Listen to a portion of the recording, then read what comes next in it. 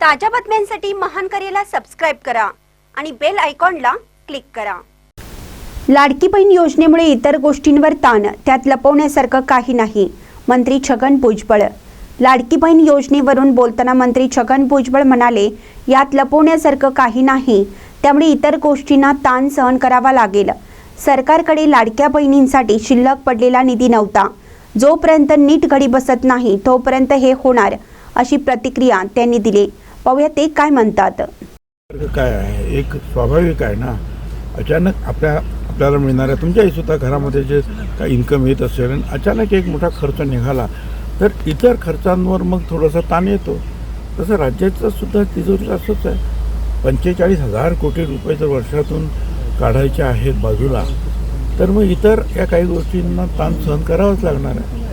लाडक्या बहिणीमुळे खरंच ताण पडतोय असं आपल्यालाही वाटतं? 100% ते काय कुणालाही वाटणार। 45,000 कोटी जर रोजच्या खर्चातून जर बाहेर काढले त्यांनी, हे काय शिल्लक पडलेले नव्हते सरकारकडे, ते रोजच्या खर्चाचे होते। ह्या सगळ्यांना डिपार्टमेंटला त्यातूनच काढलं आणि ते पैसे, त्याच्यामुळे थोडंसं इतर डिपार्टमेंटला जोपर्यंत हे नीट घडी बसत नाही तोपर्यंत थोडंसं सहन करावं लागणार।